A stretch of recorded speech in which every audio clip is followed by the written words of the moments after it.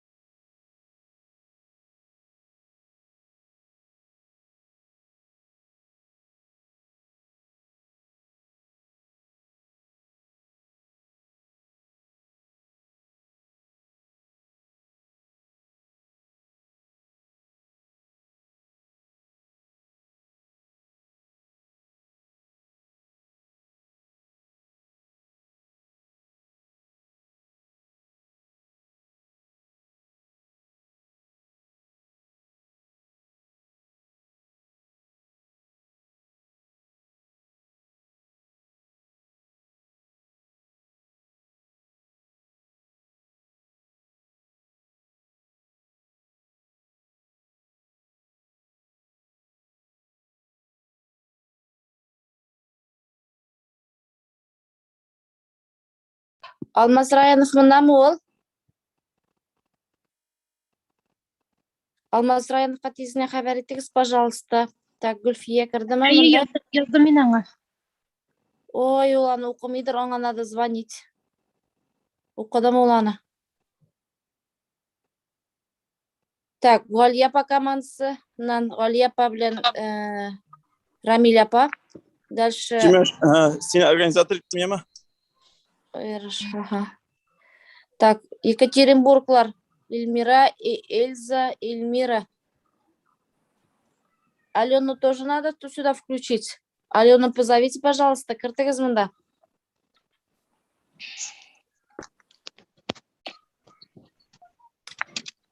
Так. Ульяновскийларын көрем. Не запақырген.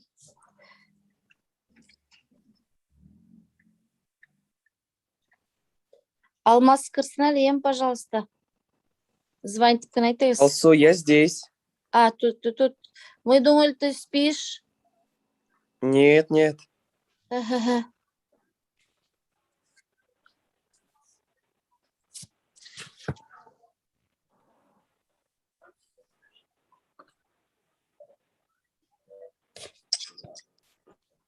Так, башлайбыз ма?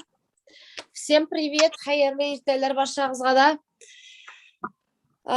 До сих пор подключаются, барығызына көрге шатмын. Шонкара, пожалуйста, мына ручка қағаздар, шулай үйренік. Зумнар башлаған вақытта, әр вақытта қолыңызда ручка қағаз болсын.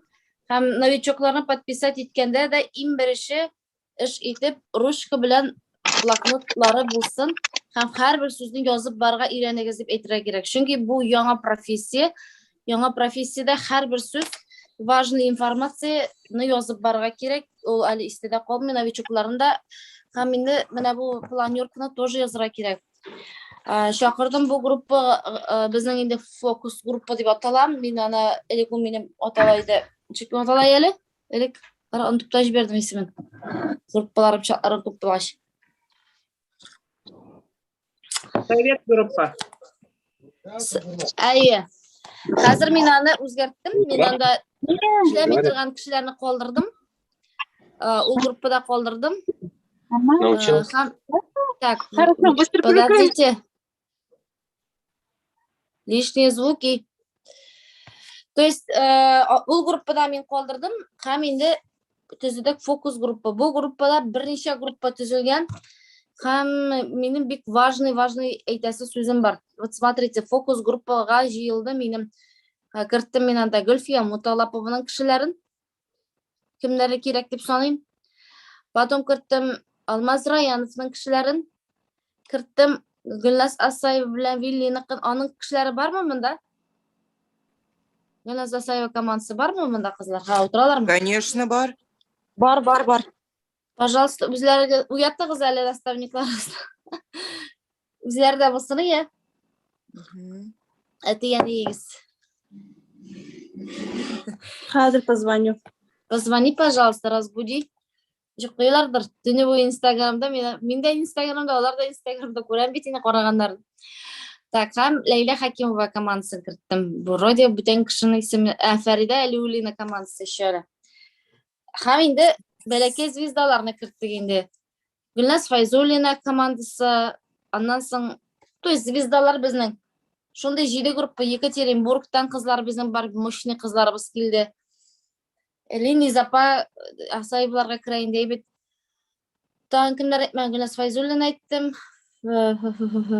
Короче, жиде группа бар менің өзімнің бәләкей звездалардан тұрған жиде группам бар. Һәм енді қалғанлары айрым веткалар. Аңлайсың бір нәрсе. Ну ладно, не важно, суть не в этом. Мында кірттік, короче, ключевой кішілеріні. Міне менің, на мой взгляд, һәм сіздің наставникларыңыз взгляды бойынша, бұл кішілер юғары дәрежелерге жетешеклер қойшанда болса, или хазір, или чүткіне соңырақ, или вообще соңырақ, но қойшанда болса, бұл кішілер бик толковый, һәм бриллиант, ДТ квалификацияларына жетерлік кішілер деп сонаған кішілерді кірттік. Аңлайсыз да бит. Шуңа күрә безнең шушы решениені, пожалуйста, югары бәяләгез. Бу сезнең баковиклар, сез аталасыз безнең баковиклар. То есть безнең бар зур веткалар, Рузиля Гумерова веткасы бар, Гүлсә Маликовна веткасы бар, Рамиля Антонова веткасы бар. Шундай зур веткаларыбыз бар, беләсез. Гүлназ Лилия Бектимирова веткасы бар, әйбит. Дилә Мардагалямова веткасы. Алар монда юк. Алар безнең целый ветка. Сез безнең бәләкәй ниләр баковиклар дип әйтәм. Мен хотя ул сүзне вообще яратмыйм. Ну, баковиклар әле пока үсеп җитмәгәнсез бриллиант дәрәҗәсенә. Шуңа күрә безнең под крючок или анда теге ныгытып җибәрергә кирәк. Бу группа, фокус группа иң әһәмиятле группа сезнең өчен. Это теге точка, дип әйтәм инде. Менә бүтән совещаниялар, бүтән шушы сөйли торган баковикларның сөйләшә торган группасы бу. Күпләр аңламыйсыздыр бу группаны, нишләп инде без бит инде булайда ключевойда утырабыз, вроде анда да шунык җибәрәләр, монда да шунык җибәрәләр. Безнең бар ике ключевой группасы, берсе, ну икесе бер төрле, просто сезне бүлеп кирттек. Это на целую ветку Азат Алсу Фазлыевларның ниләре, ключевойлары от квалификациясы, бөтен ветка анда. Представляете? Монда без җиде ключевойларны гына, пока әле сез ну, үстереп бетерәсе бар сезне вот так. Жылытып. Шуңа күрә, пожалуйста, бөтен информация, иң беренче информация шушы группада була.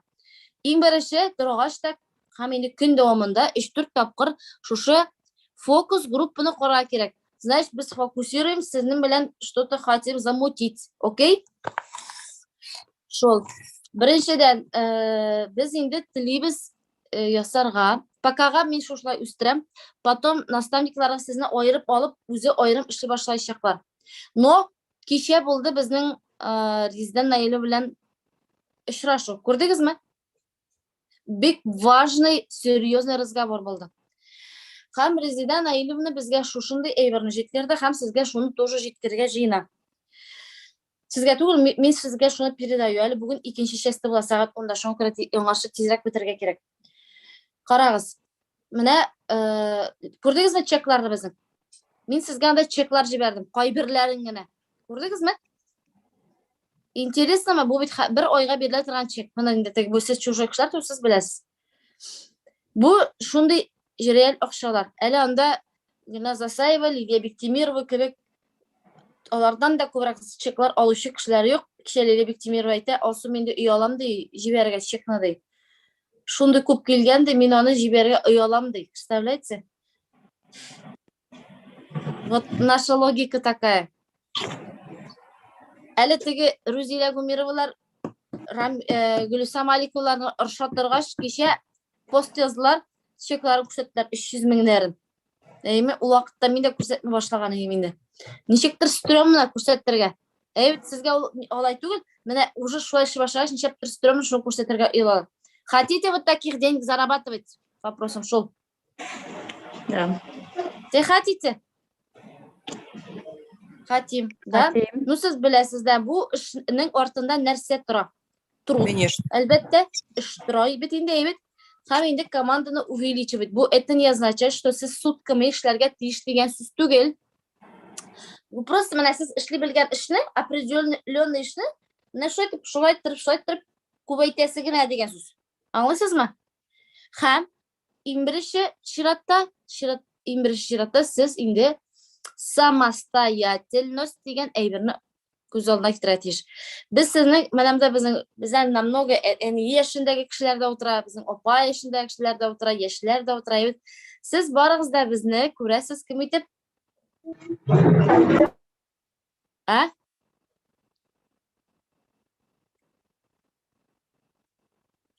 Кем без сезгә кем менә Азат белән Алсу? Кем сезгә? Кем кебек тоеласыз? Наставники.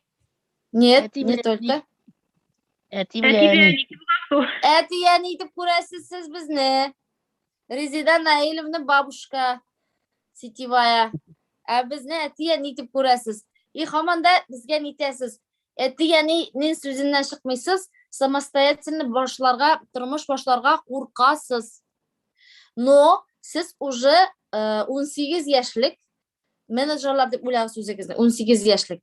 Почему? 18 яшьтә кеше нәрсә була уже? Всё. Ул уже несовершеннолетний, ул уже укырга кергән, ул уже самостоятельно думает, самостоятельно решает, за свои поступки отвечает. Шулай бит, һәм инде уже үзе уйлап, үзенең фикер белән укырга кергән, һәм инде үзенең юлы белән бара башлаган кешеләр. Мин сезне шулай итеп әйтәм. Официально. Сез һаман да әле теге 5-6 яшьлек бәби кебек безгә суенып йөрмәкче буласыз. Да, бар безнең уже 18 яшьлек тутырган менеджерлар күптән үзләренең эшләрен үзләре алып баручылар бар. Андыйлар монда 1-2 генә. Но барыгыз әле сез безгә һаман безгә сыенасыз. Мин сезгә әйтәсем кирәк. Рост башлана тогда, когда сез үзегезне кулга аласыз да самостоятельно начинаете управлять. Это не означает, что без сезне ташлыйбыз, итәбез дигән түгел. Без сезне контрольдә тотабыз. Без сезнең белән эшлибез, сүздә юк. Но вот менә шушындый зумнарда гына. Менә хәзер без җыенабыз төзергә для двухсотников группа. Шулай төзергә җыенам. А то безнең группада бөтенсе кишмиш урага утыра. Бөтенегез дә утыра, да? Начинающий да, продолжающий да. Да, этот чат нужен, потому что ничего, например, кругляшки отправить, да? Ну, кругляшклар җибәрергә или анда бер событие турында объявлять торган, общая структурага җибәрә торган.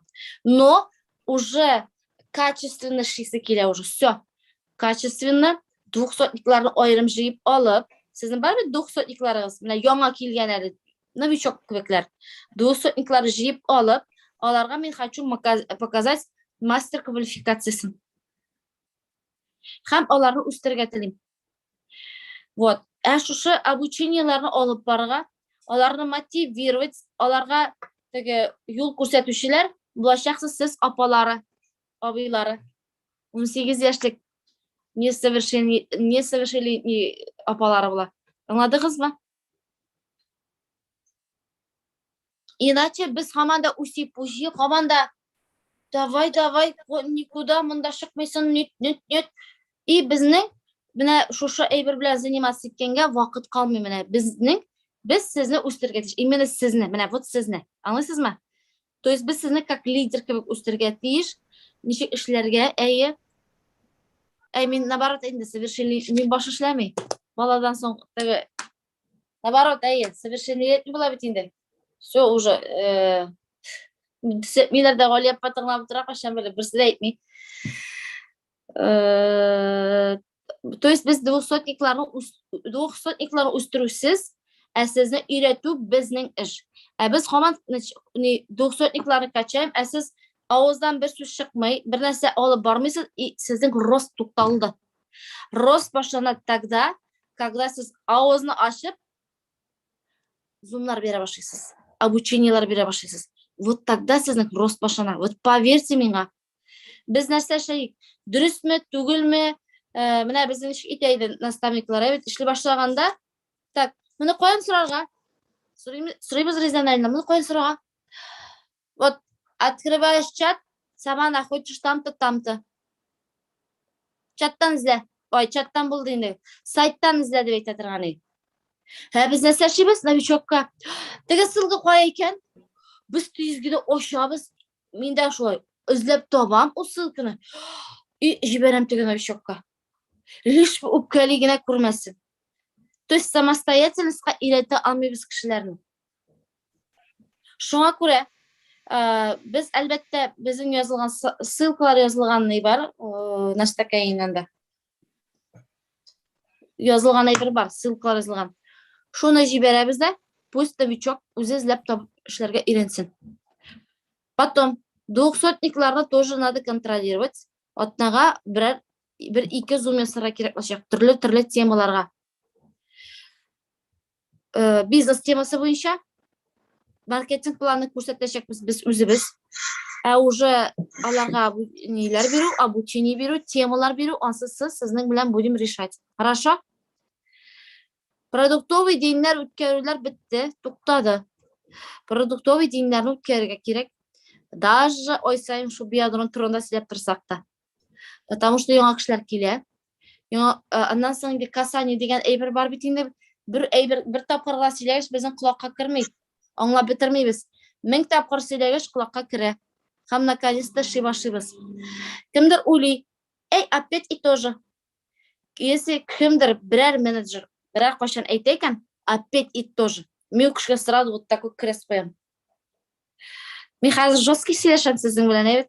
Но мин сезгә дөресен әйтеп сөйләшәм. Ярыймы? По-взрослому сөйләшәбез бит инде. Бұл кішілер өзіне-өзі крест қоя. Потому что одно и то же әйберне менә мин 3 ел буе тыңлап килсәм дә, 3 елда 2 ай эшлим. Әле мин һаман да шул одно и то женың бөтенесен эшләп бетермим үземдә. Бу әйберне күбрәк ишетеп, үзең үз акылың белән киләсең. Одно и то же сөйли. Карале бу бит 3 елдан соң бу бит шулай булган дип менә уйлап куям качакта.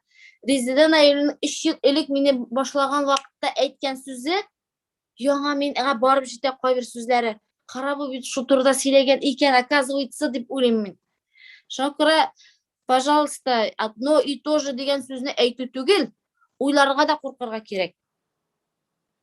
Кайбер кеше одно и то же дип зумга кермәй. Кайбер кеше одно и то же кеше кермәй миңа дип туры эфирларны үткәрүдән туктый. И шуның белән туктый сүнә.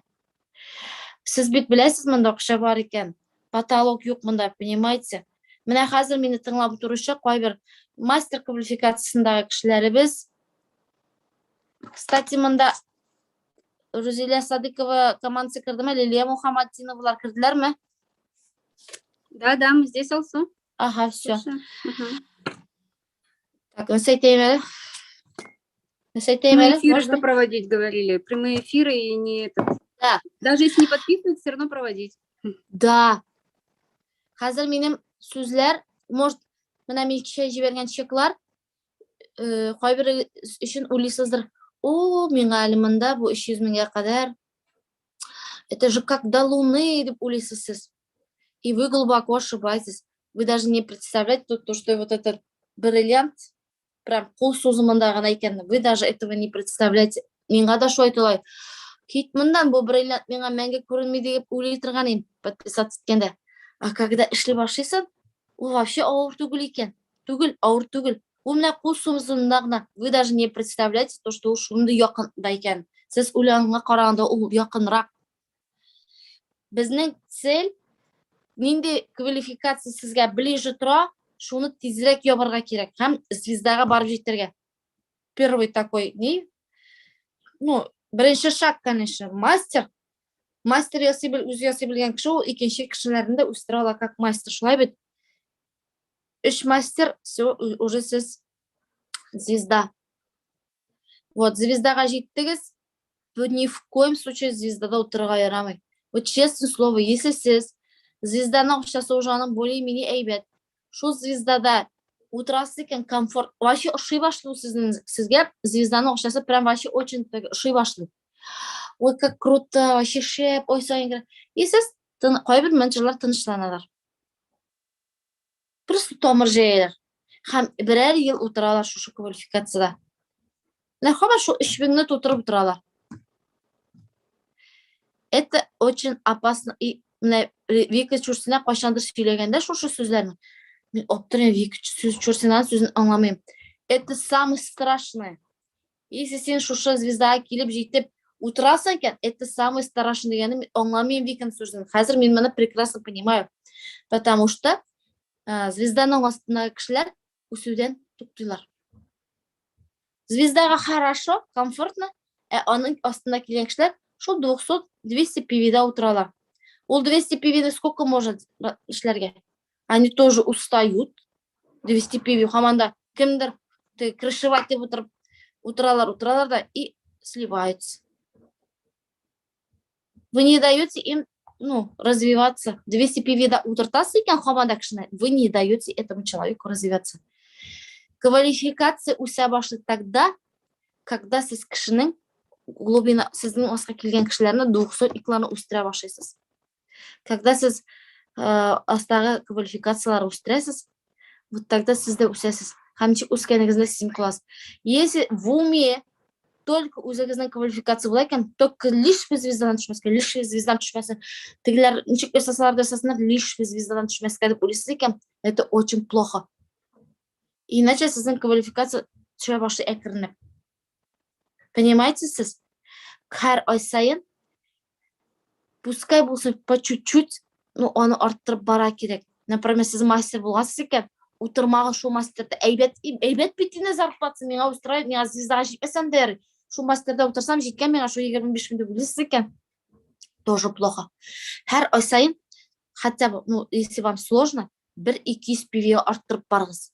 Сездән арттырып барыгыз. Тегенгә искәрәк барып, тартылып барырга кирәк. Минем сөйләгән аңлашыламы ул? Арттырып Да, барыгыз. все четко. Все Вот. понятно. Шул вакытта сезнең рост була. Шул вакытта сезнең кешеләр үсә башлый.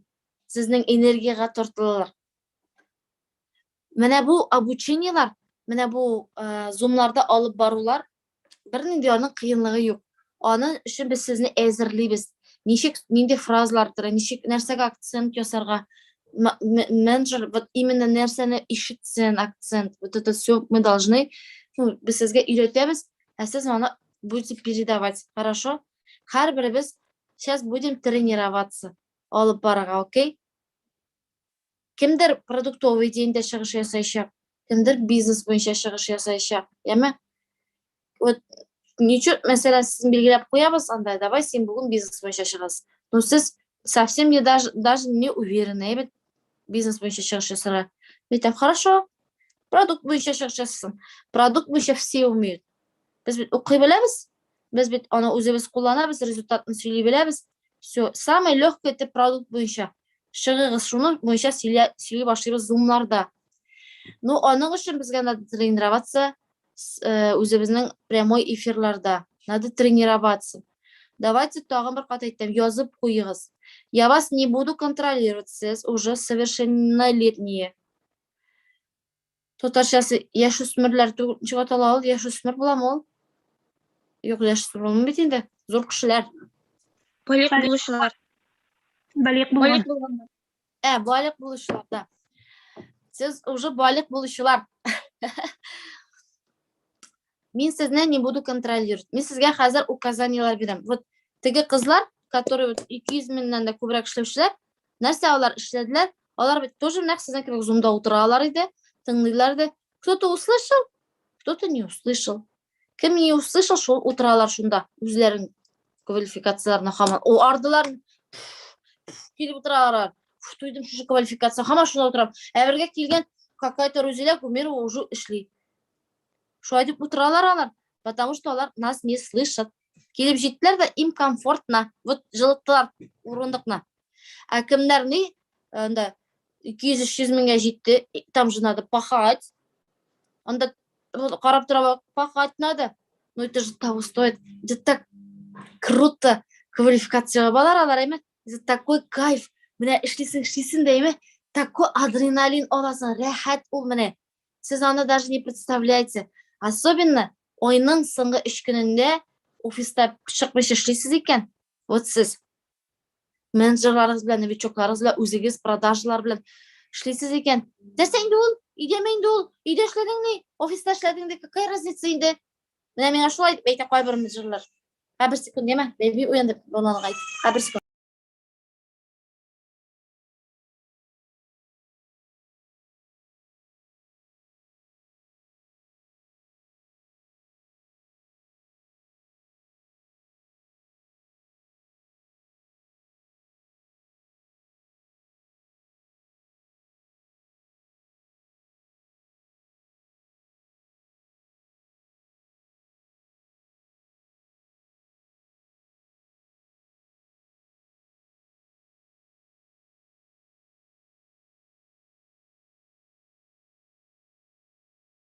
Devam ederiz mi?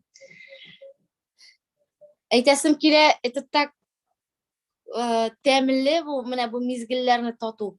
Это как вот міне білесің менде ощущение, міне, когда сен зор квалификацияларға башлайсың, это такое ощущение, когда сен беби тапқан керек. Ауырта, больно, но ты знаешь, что там родится ребенок. И беби туғаш, бүтін ауыртулар қашыға бітелейме? Бір ауыртуда, вообще ұнытасың сразу. Даже тігі ауыртуның істе қоланын, признаклары, боль өзі не чувствуется. Это так же. Беби тапқаш, такой шунды кайф, шунды темлі мене квалификация тудыру да, нақ шуны керек. Вот честно слово, шушы ощущенияларны қабатларғайсың. Бірсіде әйтмей, ой, өлем больно, больше не буду. Бүтін кішіден не буду дейлерді, беби тауышылар әбет. Ну, рожает же. Табалар бет. Тут квалификация тоже. Ой, өлем, бірлі кішке тудырдым, бұны бүтін бұшы бір тудырмайым деп әйтмейдер. Все дальше растут. Дытыя балар, дытыя балар. Потому что анда еще да тағанды тәмілерек кете. Понимаете? Ну, онда yok боль түгірейді мында. Ну, просто мен сізге образын ашуаштырам. Бала тау бұл намного сложнее. Просто мен сізге тәмін әйтесім келеді. Такое ощущение. Вот. Міне менен берген рекомендациялар. Бүрік өлі көрмәз, бұл түге ой асуымды тояқ тұтқанда, қазір барығызыңды контроль етіп тұра, асу көрмәнде өткермемәлі бұйылы, сіз шулай деп өлесіз екен, біз кірмемәлі бұзымға шулай деп өлесіз екен. Просто сіз өзіңізге қаршы барасыз. Сіз, например, кірдегізіне, ұзымға, кірмәдегізіне, или онда өткердегізіне, туры эфирігізіне, өткермәдегізіне, меға от этого не жарко, не холодно. Это вам плохо. А мен сізге берем, міне шушы қызларының, біз оларға тоже шуны рекомендация бердік. Олар брали и работали шуны. И шуңа жеттілер. И хочу, чтобы мында отырышылас тоже. Шунда бриллиантке болар. Мен хочу, чтобы біздің командада 20 рабочий бриллиант бар бізде, 20 фазлайфларда. Не только 20, а 100, 100 болуын тілейм. 100 болуын тілейм. Понимаете? Әлі планның 5-тен бірігіне өтелді бейт. 5-тен бірігіне өтелді. Мінемде 41 кіші отыра. Әлі бұл боковиклар ғына. Уже шушы 20 кішіге 40 кіші істелсе, я буду кайфовать. И сіз тоже будете кайфовать. Все будут кайфовать. Сіздің командада кішілер оқшашты башылар. Кто хочет бриллиант? Кім боласы келе? Язығыз әлі міне мұнда.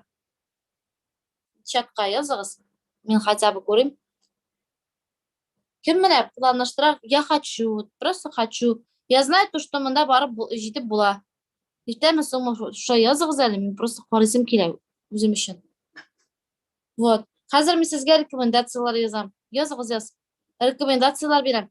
И шушы рекомендацияларны үтәгіз, ішләгіз, пожалуйста. Это работает.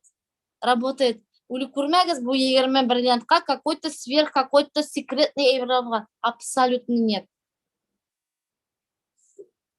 Абсолютно юк. Бүтін кішігде бір түрлі условия. Демек, біріншісі, бізге көбірек көрінерге керек неде? Маячиться надо. Чем көбірек көрінесің, чем ты популярнее, правильно? А кіші келе популярный кішіге. Кеше біздің, мен вообще айттырға рабочий хал турында.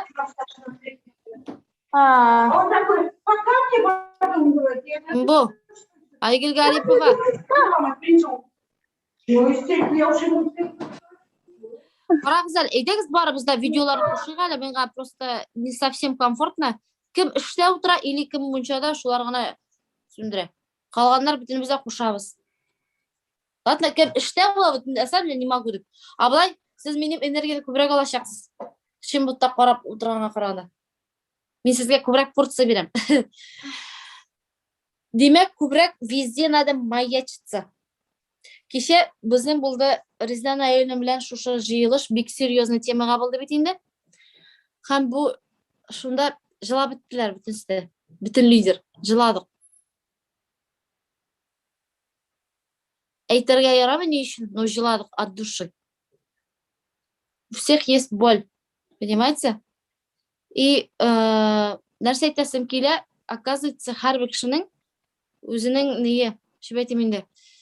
Һәр бір кішінің енілға келуінің мақсаты бар. Һәр бір кішінің енілға келуінің мақсаты бар. Юригінен бір кішіден сұрайым. Гүлшат, мына менің қошыда отыра. Гүлшат, айтыңыз әлі. Нәрсе бересізге еніл? Нәрсеге келдік сізінде? Әй, сіз. Нәрсеге келдіксіз? Есен. Менімен мында біреу. Әй, Гүлшат, сіз, әй, мына мындай киімді. Сіз, әй, мына, әй, сіз, да. Әй, сіз. Қайырлы күннер. Біріншісі менің сәлеметлік. Әнені тәсі келеттігі продукциясы, качественный продукция келдім. И плюс ақша. Нәрсеге сізге ақша? Дальнейшем тұрмышны яқшырту үшін. Но это образно.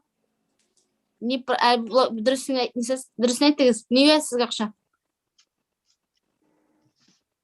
Неге сізге ақша? Дұрысын айтыңыз. Квартира аласы келе. Вот. Көп мә, ненде ише бөлмелі? 3. Біздің пока бір бөлмелі. Бір бөлмелі квартирада яшейбіз біз. Ну, зурақны хочу. Вот. Міне, көрдіңізме, сразу айтты Гүлшат ханым. Яратам шында откровенді кішілеріні. А то айталар, ой, яқшырақ ішіп келендері. Это все хотим, яқшырақ ішіп, это образныгына. Если сіздің причиныңыз болмайкен, энерлашларға, сіз мұнда білмейсіз қоя барыға. Вот, Гүлшат ханым айтты, мен хочу 3-комнатный квартира. Вот, сіздің причина. Шуның үшін сіз ішесіз. Вот, аңлашылды, әбіт. Вот это движет вас. Вот там 3-комнатный квартира, вот там, да? Вот сіз аңа шушы энел аша барасыз. Ага. Вот, Фәрхат что хочет? Фәрхат. Сен біздің янда тұрасыз екен, оказывается. Қушалы Фәрхат. Сөйлеше алмайсың. Іштеме сен, Фәрхат? Yok işte, tuğba. Фәрхат айтады, сенға нәрсе керек? Ипотеку закрыть. Сколько тебе надо ипотеку закрыть? Около 2 миллионов. И все, что ли, Фәрхат? Потом дом хочу свой. Неше бөлме, не қадарлы миллионлық? Ну, рынок не мониторил я сейчас, как бы. Но Скажи получается, мне. Ага. ну, в районе 10-15, наверное, по нынешним ценам. 10 или 15, скажи, это разные дома. Біз үйер қараш білем, 10, который стоит нендей, 15 нендей. Скажи мне. Давайте 14. 14. Когда? Так, через 4 года. Отлично. Когда хочешь закрыть ипотеку? К какому числу? К какому месяцу? Так, получается, Аллабеса на следующий год к дню рождения своему, к 9 июля Аллабеса на следующий год. Хорошо, ну через год. Да. Вот смотрите, если у вас будет вот такая конкретная цель, вы мында барасыз энелда. Если у вас не будет цели, нәрседер алу бойынша, сіз мында, ну, вот так будете маячиться. Кто-то, кімніңдір үйі бар. Спасибо, Фәрхат. Кімніңдір үйі бар. Кімніңдір машина бар. Меға бит не надо. Я хочу жить хорошо. Менің үйімде машинамда бар деп отырасыз екен. Сіз останавливайтесь. Должен быть конкретная цифра и конкретный вакыт.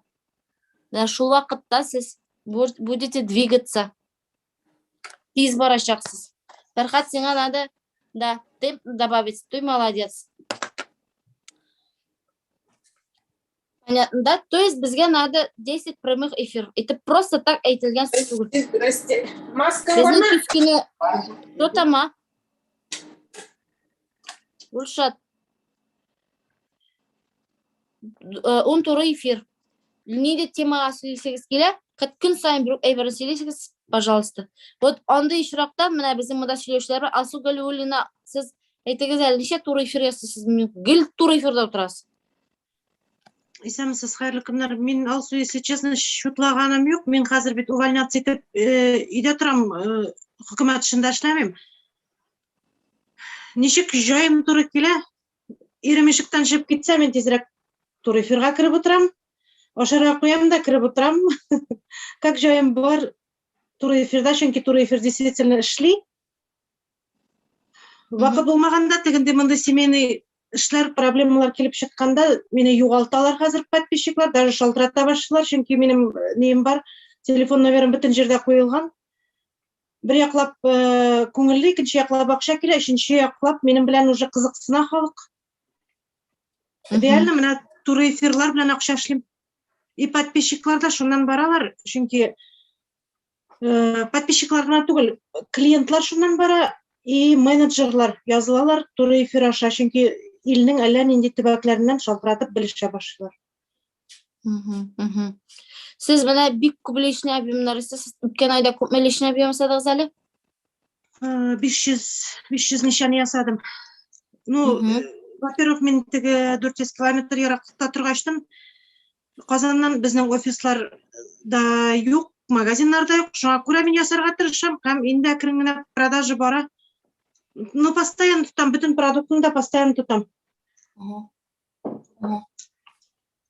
Отлично. Без эшләбез, гаилә белән эшләбез, үзебез берсе бетеп тормый, яңгыш икенче пачканы да можем башларга. Әле дә ашап та өлгермәгән имс, коктейль эчеп куйдым. Мин аптырыйм, кайбер менеджерларга, даже Рездан Әлинең "Вы коктейли не пьете" дигәненә мин аптырыйм, ну ничек можно ичмәскә шушы коктейльләрне? Мин аларны турга Казакъстаннан хәзер заказывать итәм. Теге Казаннан кайтарганчы Казакъстаннан даже миңа җиңелрәк тә 10 банка Казакъстан аша турга заказываю, китереп бирәләр игә кадәр. Отлично. Күпме зарплата алдыгыз? 92,5. Вот Баулада яши, Алсу апа. Күп эшлисез, әйтегез әле, Алсу апа? 1 елда 6 ай. Кая акчагызны? Мелкидан башладым башта. Без бит инде өйрәнгән теге зур бытовой техниканы өйгә нигә кредитка алырга. Даже телефонны 20 меңнең телефонны да кредитка аладыр, 1 ел түләйдек. Яңа ел алдыннан холодильник белән зур телевизор кайтарып куйдык. Элеккегеләр бәләки була башлады телевизорның. Аннан соң Дубайга барып кайттым, аннан Питерга бардым, Казанга инде барып торабыз бит инде, барсына да акча кирәк, чөнки 400 километр барырга кайтырга, каядыр торырга бит инде. Аннан соң гараж алдым, әле менә iPhone алдым, 100 105 меңгә. Урыны табылып тора. Продуктны куллануны ансына әйткәндә юк, ничә меңгә продукт ишәбездер, мин аны шутлаганымда даже мин шуның өчен килдем. Бөтен продуктны шулай итеп ишеп, рәхәтләнеп кулланып ятырга дип килдем. Теге сез бит сорыйсыз менә күп акча эшләр идегез дип. Акча беркемгә дә мишәт итми, мин дә эшләр идем, Алла берса 500-ында эшләргә хочу. Максат та бар, теләк тә бар дигәндәй. Тик сразу гына булмаса да, әкрен генә киләм шушы нигә. Кайчандыр миңа 18 мең зарплатага эшләгән кешегә 50 меңдә зур акча кебек башта кергәндә, 50 мең алсам ярар иде дигәнем. Хәзер 50 меңгә бер генә дә төшәсе килми, хәзер 90-100дән уже төшкәнем юк былтыргы сентябрьдән бирле, августтан бирле. Август ае бик кайнар ай, нәрсә әйтәсем килә. Кичә теге Zoom вакытында әйттеләр дә, август бик кайнар дип, минем үземә дә шулай булды, чөнки мин былтыр август айында резко 32-39 мың алған жерден 97 600 зарплата алып, звезда квалификациясын яптым. Действительно, мына бір ел действительно мен да отырам, шушы звездада. Әләне қозғалып кетіп болмайын, артқа да бармайбыз, 5000-ға якын групповой эшлейбіз командам белән, Аллага шөкер, командам көчле. Азрак, конечно, нәйтәләр, теге җәй көне пляж, ял итәселәр килә, отпускага китәләр, югалып торалар, но менә шу давлайн белән эшләүгә килгәндә, давлайн белән эшлим дә, тартып чыгарам 70-не ябып, бер генә ай. Мин Себердә, мин деньгах не нуждаюсь дигән кешеләрне тартып чыгарам, кайберләре теге пенсияга китәләр дә, эшләрен ташлап рәхәткә чыгасылары килә. Иныл белән дә заниматься итмәйбез. Мин бакчада гына ятам, компот ябып кына дигән кешеләр тоже кире кайтты, 5-6 кешем кире кайтты, Аллага шөкер, субханалла дим, чөнки күз тимәсен инде. Отлично. Кешеләрне әкрен генә күтәрдем, теге айда менә 2 ай подряд әкрен генә күтәрдем кызларны. Даже мастерга менеп төшкән кызларым да, юк, мин хөкүмәт эшенә чыктым, мин өлгешәлмим дигәннәр, хөкүмәт эшеннән чыгып эшләп карадылар да, бер ай ярым эшләп карадылар да, ирем миңа Инылда гына эшлә дип әйтте дип кире килделәр. Менә андый чиракларда була, чөнки Инылда бер эшләп карагачтын, кире тартыласың, чөнки бездә Инылда бөтен кеше дә эшли ала, пенсионер да, яше дә, карты да, возрастка да карамый, социальный статуста кире нителми, татуировкалысы да, сарысы да, агы да, рыжий да, бөтен кеше дә эшли ала бездә. Асапа, Максат кирәк. Дөрес. Бик зур рәхмәт, обратная связь биргәнегез өчен. Но вы заслуживаете, по моему мнению, большего. Күбрәк, можете. Стараемся, Алла бирсә. Рәхмәт.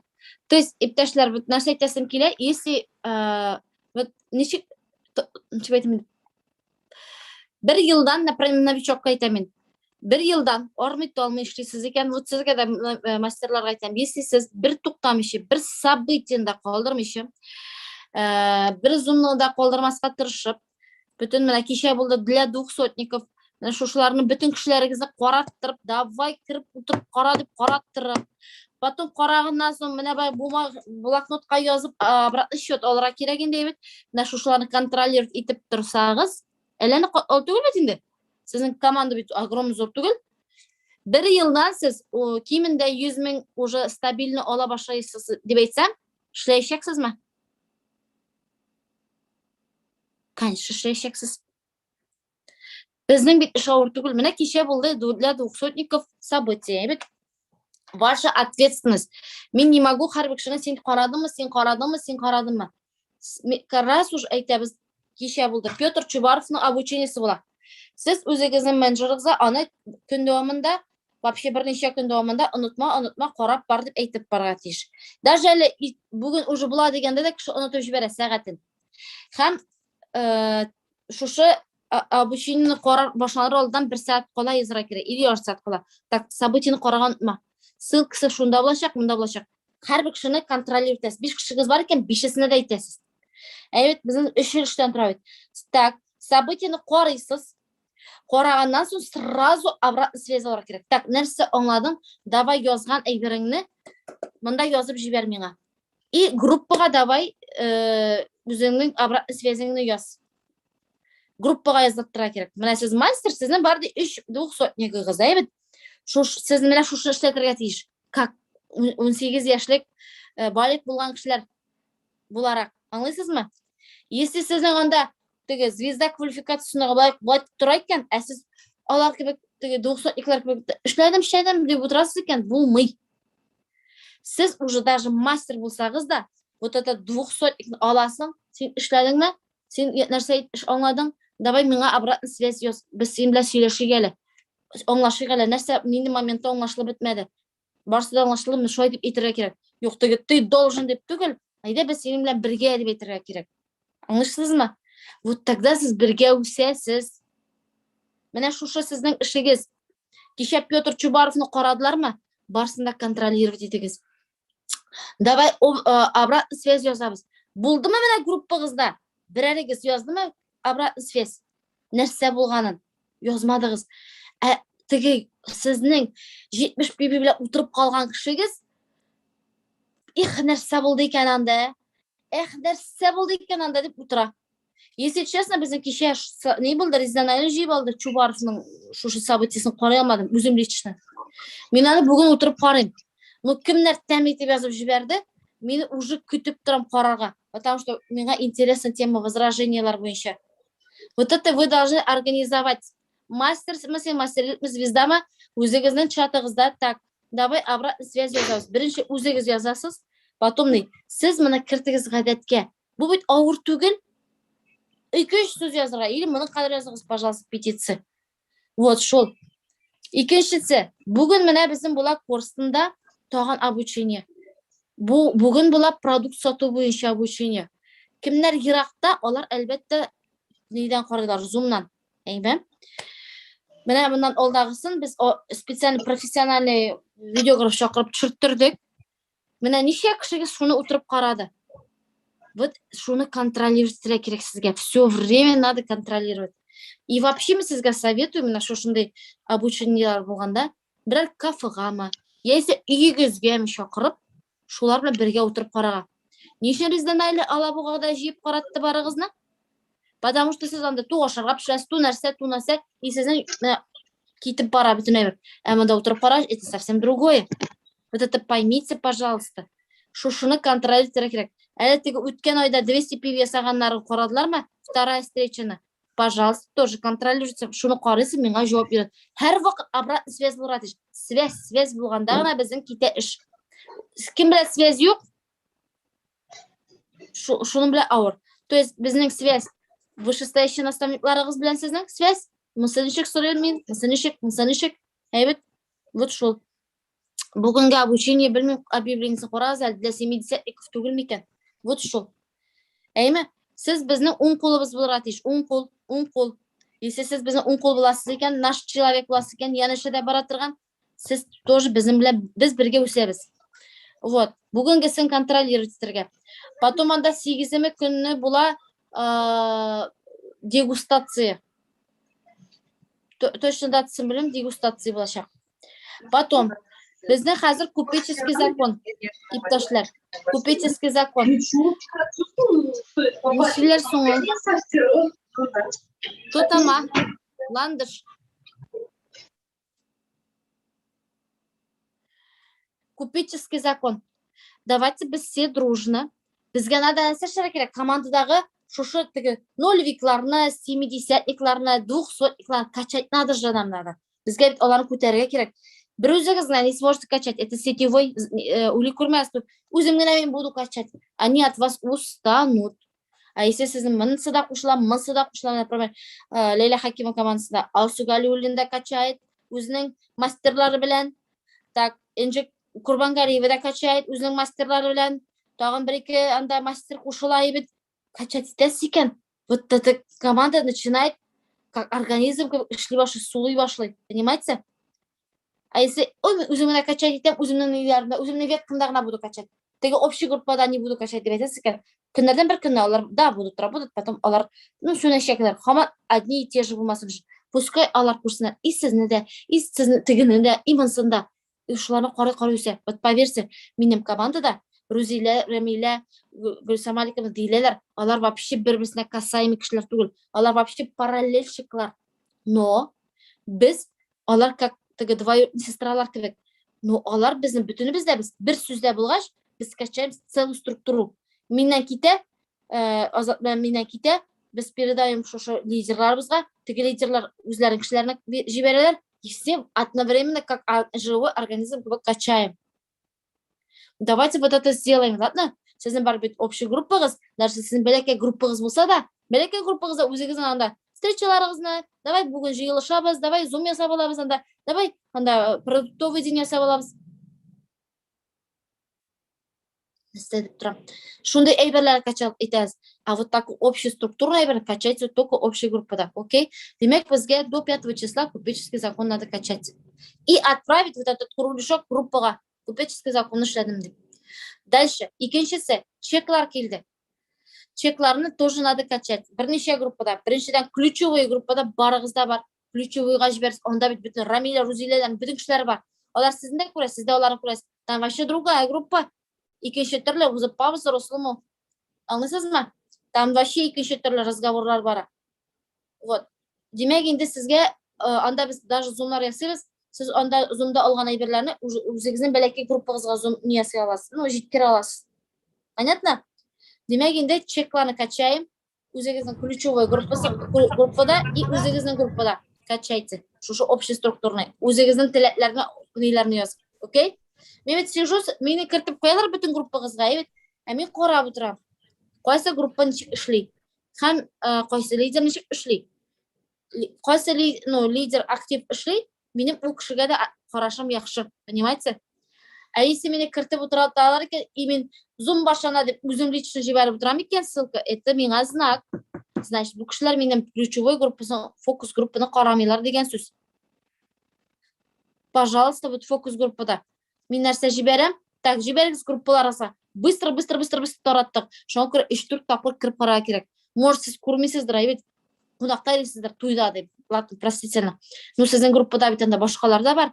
Эй, әне, звезда жіберрел деп отырасыз екен, не пойдет.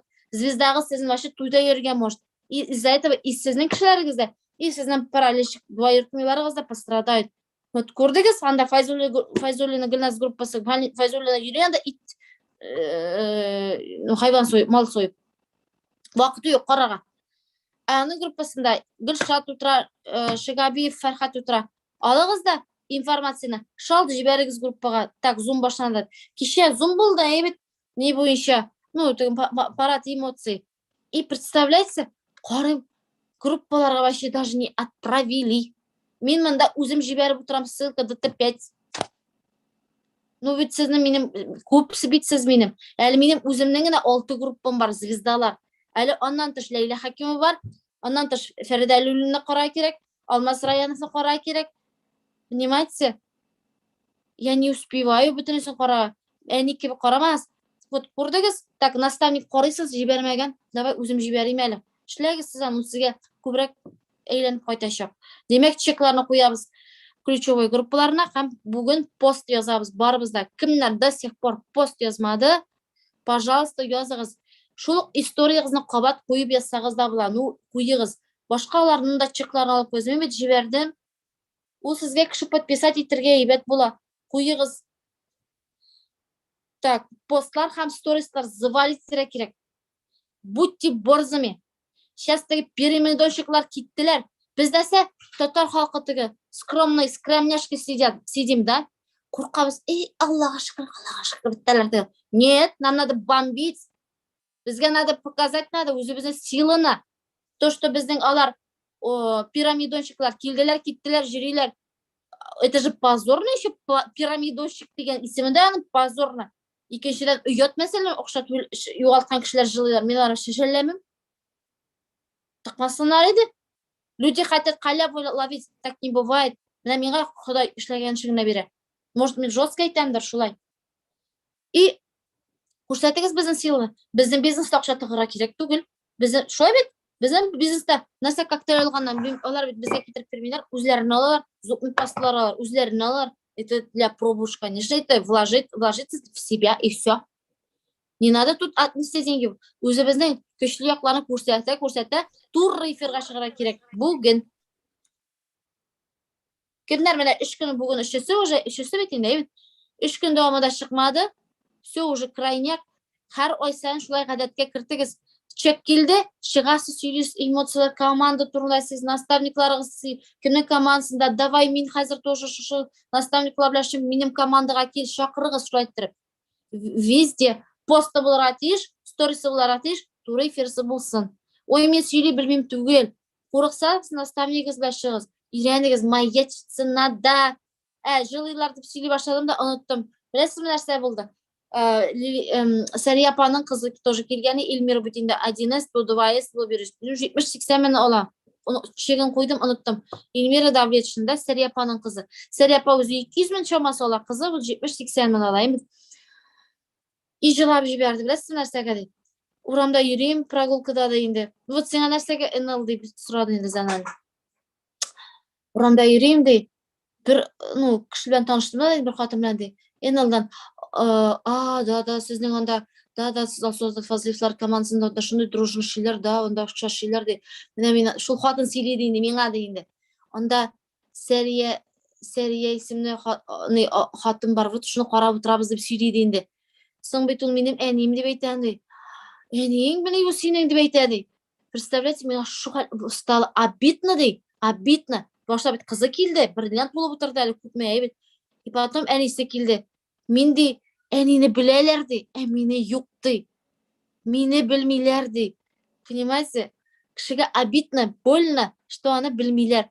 Признание тоже килә. Шүбре берсе җылый. Миңа ди, ничә еллар булып, тушчы булып эшләп ди, исем бирмәделәр ди. Исем бирмәделәр, пенсиягә чыгарыма калды вакыт ди. И миңа белә әле пенсиягә чыгар алдына исем бирделәр ди. Мин күренә башлагач ди, моя ситә башлагач кына ди. Так обидно, больно диләр. Понимаете, менә үчә укытучы әйттеләр, так больно, шуны сыкрый күңел диләр. Институттан киткән кешеләр 20 еллар эшләгәч киттек диләр, сыкрыйлар, потому что не признавать мәгәннәр. А у нас же признание бар компанияның. Вот, шуны әйтәсем килә. Так, хәзер тәмамлыйм уже. Еще 3 минуттан башлана. Демәк, хәзер сезгә задание. Мосасан эшләячәксез звезда квалификациясендәге лидерларыгыз. Җыябыз двухсотникларны. Только двухсотникларны бер группага җыябыз. Әйбет. И җыябыз 70-никларны. Кемне 70 эшләмәгән, шул общий группада утырсын, әйтегез, давай тизрәк 70 ясак дип. 70 ясамаган икән, кертмәгез, энергиягезне сурып утырмасыннар. Менә минем бар цель дигән группа, анда 166 кеше утыра. Аның 66-сы җавап 60 җавап бирәдер, а калган 100 җавап бирмәй. Просто сидят, тупо ничек так. Миннәр ни кертмәйнәр. Энергиямне алып тора. Да, ул группаны мин калдырам как продуктовый. Мин алар күп чыгармыйм. Мин группага продукт турында продукциялар информация җибәреп утырачакмын. Но мин ул группаны бизнес буенча не буду качать. Миңа надо такие живые люди, которые со мной бер адымда бара торган. Вот шул. Демәк инде Алсу апа, Лейла Хакимова командасы отдельно җыясыз, 200-ларны кушып бергә, яме кушып. Гөлфия Муталлапова командасы отдельно җыясыз кушып. Бәләкәйләрне мин отдельно җыям. Фәрдә Илдусовна отдельно җыя үзенекен. И будем работать. Информацияны мин монда бирәм. Менә бу фокуста сез шуннан алып, бөтенебездә бер көнне, ладно, теге буталмыйча эшлик. Менә бүген шундый тема, темаларны аңлатканда сез керәсез, тыңлыйсыз, спикерлар кирип тыңлыйлар. И үзегезнең чатларыгызга чыгып эшлисез, окей? Если без бөтенебезне җыябыз икән, 200-никлар опять кеше күп була, и контроль бетә. Вот шул. Хәзер бу айда безнең задача, кемнәр сезне 200 PV япкан, кемнәр әле мастер булмаган, всех вот за уши тартып, мастер ясарга, бөтенесеннән. Шушының буенча зум ясаячакмын, мен для всей структуры зум булачак иртәгә, окей? Мин такталарга сызып, язат инде, такталарга сызып, покажем, как стать хотя бы минимум мастер. Ладно? Хотя могут кешеләр сразу мастер илет ябарга. Менә безнең анда Зөлфидә дигән хатын бар, Екатеринбургта яшәп, монда кирмәдеме ул? Сез монда түгелме, Зөлфидә ханым? Мин аны баш күргәнем юк әле. Бүткән айда, оннан алда айда 200 PV япкан булган. Бойда яптым мастер илет. Мин сезгә күрсәтерим аны. Тун. Күпме ниләр, күпме кешеләр активирует иткән 70-ләр ясаткан. Это же ключевой человек дигән сүз. Бездә вообще еракта яши. Үзе подключился. Самостоятельно кушабыз, окей? Не сидим, не ждем, качаем үзебезнең, бу безнең акча, безнең эш, безнең ветка. И отвечайте только вы. Даже сезнең наставнигез анда Алмаз Райановлар икән, все равно это ваш бизнес. Наставник белән может посоветоваться. Ул сезнең әни кебек, но сезнең әти түгел. Если сез взрослеете сразу, сеть сразу ши башлаячак, когда сез самостоятельно кушып үзегезнеке икәнен аңлап эшләсәгез. Минем наставникым, прямой наставник беләсезме кем минем? Замире. Аны минем белән бер көндә эшләгәне булмады. Мин сразу вышестоящий наставник миңа әйтте, Онда іші башлағаштар Резанайлыны меңа берді алгоритм вот так делай. Біз өзіміз Азатла екеу шәдік. Резанайлы мында кіріп управлять етіп тұрғанын көргеніңіз жоқ бет. Да, она помогает, нас усиливает. Біз бірге усиливаем. Но біз сразу вот қолымызға алдық та, өзіміз как чувствуем методом тик-тик-тик-тик ішлей башладық. Вот шуңа көре шулай болды.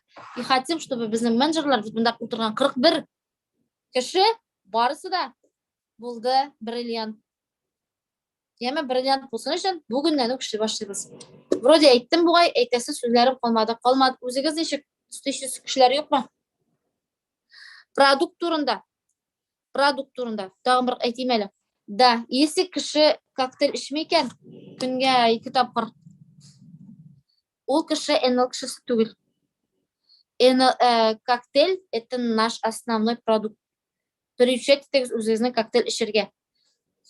Коробочный хат мындай. Мен өзім яратам міне. Вообще обожаю мындайды. И давайте былай ішлейміз. Біздің бет бар. Отнаға бір жиып аласыз. Міне, мені күтіп тұрмағыз.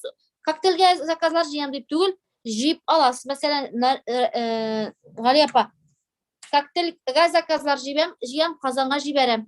Жиясыз, общий, и менға жибересіз.